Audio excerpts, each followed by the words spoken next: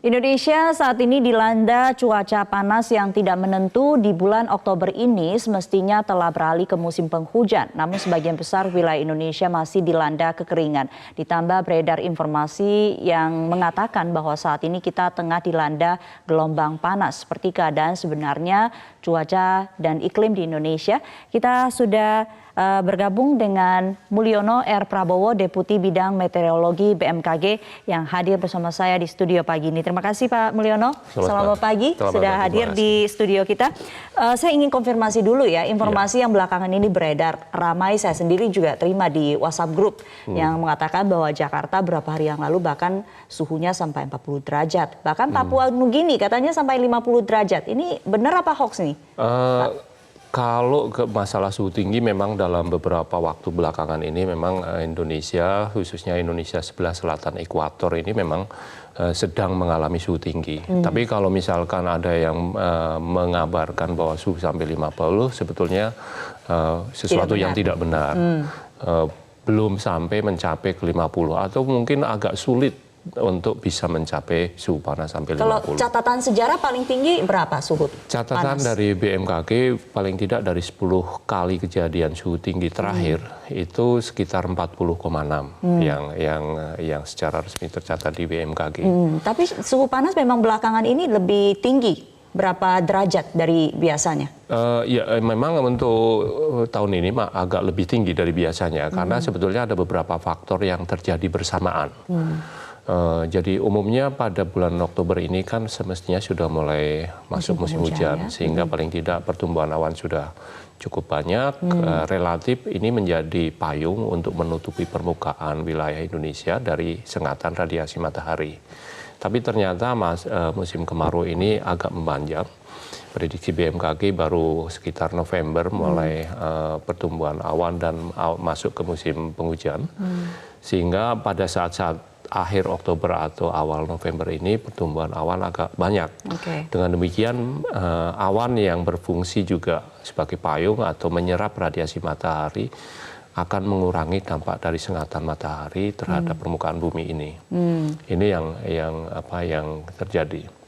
Nah, kenapa pada saat-saat Oktober ini memang secara periodis sebetulnya matahari ini kan selalu beredar dari belahan bumi utara bergeser ke belahan bumi selatan seterusnya.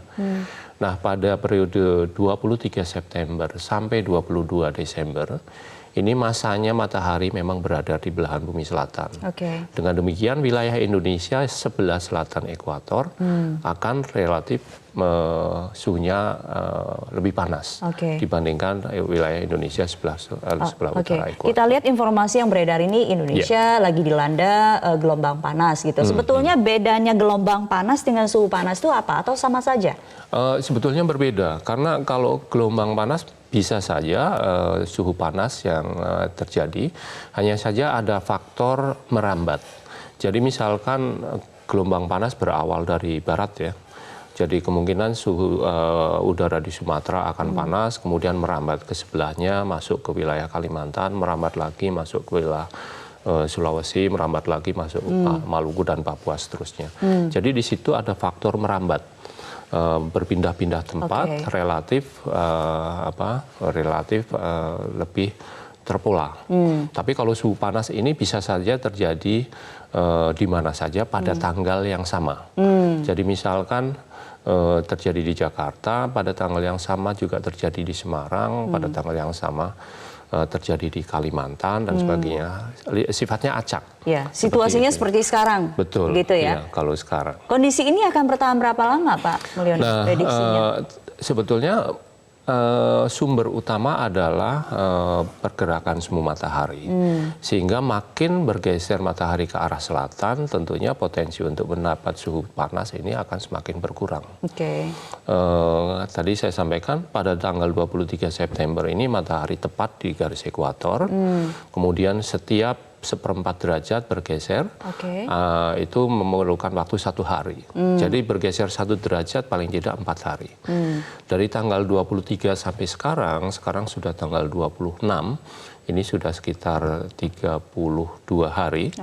Kalau dibagi 4 sekitar 8, jadi posisi matahari kurang lebih ada di 8 derajat lintang selatan. Artinya? Agak di sebelah selatan, ini sudah mulai bergeser. Kalau Jakarta kan sekitar 5 derajat lintang selatan, sudah bergeser ke arah selatan. Jadi wilayah-wilayah seperti Kupang, ini yang saat ini potensial untuk mendapat suhu lebih tinggi dibandingkan yang. Tapi untuk wilayah Jakarta, Palembang cenderung sudah potensi untuk mendapat sudah mulai menurun seperti itu ya. Jadi wilayah yang mesti diwaspadai wilayah mana saja nih yang kemungkinan suhunya akan naik terus? Ya, untuk ke depan tentunya hampir sejajar dengan garis ekuator, sebelah selatan wilayah garis lintang selatan. Jadi kalau dari barat ke timur cenderung sebelah selatan Jawa, kemudian sebelah selatan NTB, nanti masuk ke NTT bagian selatan.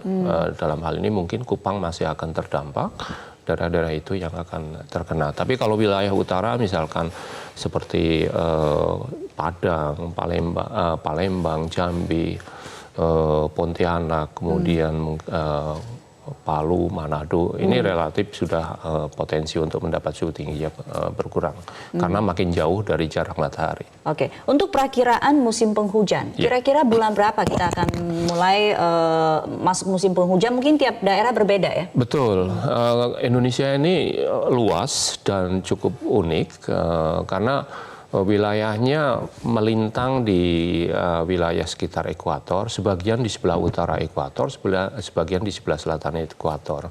Nah, kalau kita bicara musim kemarau, sebetulnya saat ini yang masih musim kemarau adalah wilayah Indonesia sebelah selatan ekuator. Tapi wilayah Indonesia bagian di sepanjang ekuator dan sebelah utara ekuator cenderung sudah basah. Bahkan untuk Sumatera, Sumatera Tengah, Sumatera Utara sebetulnya masuk musim hujan itu sudah sejak bulan-bulan September. Kalau kita lihat berita kan di Aceh ada beberapa wilayah banjir, kemudian Medan juga dalam 1-2 hari ini intensitas hujannya meningkat. Betul, pada saat-saat ini intensitas hujan di wilayah Sumatera bagian tengah ke utara, Sumatera Utara Aceh ini sedang tinggi. Karena secara klimatologis daerah-daerah ini pada bulan-bulan Desember cenderung sudah masuk ke puncak musim hujan. Tapi kalau wilayah Indonesia sebelah selatan ekuator, misalkan Lampung, Jawa, Bali, NTB, NTT, ini cenderung baru pada bulan-bulan November masuk ke, untuk tahun 2019 ini BMKG memprediksikan baru bulan November masuk ke awal musim penghujan. Dan nanti prediksinya pada bulan-bulan Januari, Februari merupakan masa puncak-puncak musim hujannya. Jadi untuk wilayah selatan bersabar sedikit ya, beberapa minggu lagi mungkin ya sudah masih ada beberapa waktu yang harus kita mengantisipasi karena belum muncul potensi hujan yang signifikan. Terakhir Pak Mulyono, apa hal yang mungkin harus diwaspadai oleh masyarakat gitu ya terkait dengan mungkin ada beberapa wilayah yang masih akan mengalami suhu panas, kemudian ada perubahan pancaroba ke musim penghujan, apa hal-hal yang mungkin perlu diwaspadai? Ya, pertama mohon masyarakat untuk bisa mengakses informasi yang resmi dikeluarkan oleh BMKG. Itu nomor 1 ya. Ya, karena dengan beredarnya berita di media sosial utamanya ya, ini kan agak susah terkontrol, siapa saja bisa meng-create berita dengan mudahnya untuk disebar. Sehingga mohon masyarakat bisa mengakses informasi yang memang resmi dikeluarkan BMKG, baik itu lewat website BMKG, www.bmkg.go.id, atau bisa menginstall aplikasi Info BMKG, sehingga masyarakat bisa langsung mengakses informasi BMKG dari smartphone-nya masing-masing. Tapi BMKG juga sepertinya bersosialisasi terus ya lewat media sosial juga. Kami juga berusaha untuk istilahnya makin sering menyapa masyarakat lewat media sosial, baik itu Facebook, Twitter maupun Instagram misalkan kayak itu, kita untuk lebih menyebarkan informasi ke masyarakat. Juga secara terus-menerus 24 jam kita ada semacam call center sehingga masyarakat bisa menghubungi di 653 6515 misalkan, sehingga masyarakat bisa menanya, misalkan besok kondisinya seperti apa, perkembangannya seperti apa. Oke, informasi pokoknya resmi di situ ya, di situs bisa, di aplikasi bisa gitu, atau call center ya. Kemudian masyarakat dalam menghadapi situasi suhu tinggi ini, tentunya untuk mengimbangi penguapan dari suhu tubuh ini, masukan cairan juga lebih bisa ditingkatkan sehingga paling tidak tubuh tidak mengalami dehidrasi.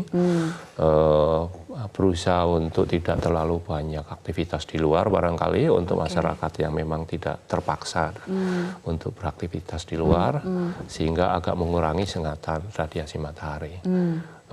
Pakaian barangkali juga bisa menyesuaikan, bahan yang dari katun barangkali lebih menyerap keringat dan hal-hal demikian yang perlu diantisipasi. Baik, untuk wilayah seperti Aceh yang saat ini ya masih mengalami bencana banjir, kemudian Medan juga intensitasnya masih tinggi. Apa yang perlu diwaspadai mungkin berapa minggu ke depan? Nah, kalau melihat perkembangannya dalam beberapa hari ke depan atau minggu ke depan, wilayah Sumatera bagian tengah dari Riau khususnya Riau daratan ya, bukan Riau Pantai Timur, karena Riau Pantai Timur ini juga masih relatif ada potensi belum mendapat curah hujan banyak. Kemudian Sumatera Utara dan Aceh, Kalimantan Barat sebelah utara, ini merupakan daerah-daerah yang dalam waktu ke depan potensi hujannya cenderung meningkat, sehingga perlu diwaspadai untuk tadi antisipasi potensi longsor dan juga beberapa titik yang ada potensi longsor maupun yang banjir. Baik, terima kasih Pak Mulyono Prabowo sudah menjelaskan dengan kami di Metro Pagi Prime Time.